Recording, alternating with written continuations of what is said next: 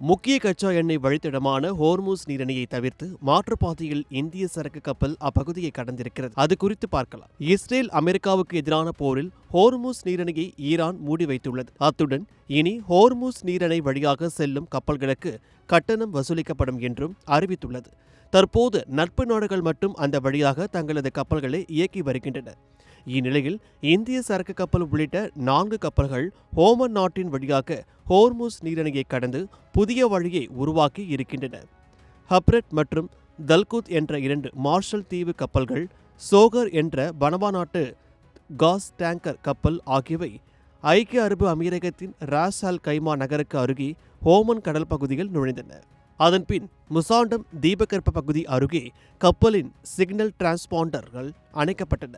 மஸ்கட்டில் இருந்து 350 கிலோமீட்டர் தூரத்தை எட்டிய பிறகே கப்பலின் சிக்னல் டிரான்ஸ்பாண்டர்கள் கடந்த 3ஆம் தேதி ஆன் செய்யப்பட்டன.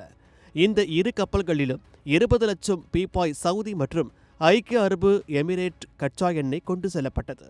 இதேபோல் சோகர் கப்பலும் கடந்த மாதம் 21ஆம் தேதி புதிய வழித்தடத்தில் ஹோர்மூஸ் நீரிணையை கடந்துள்ளது.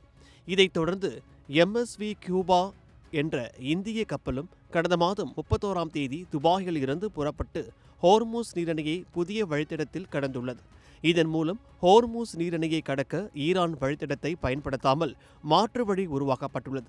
ஆனால் ஹோர்மூஸ் நீரிணையை ஓமனுடன் சேர்த்து கட்டுப்படுத்துவோம் என்று ஈரான் அறிவித்து இருப்பதால் இந்த புதிய வழியும் மூடப்படுவதற்கு வாய்ப்புகள் அதிகம் இருக்கின்றன என்பது குறிப்பிடத்தக்கது.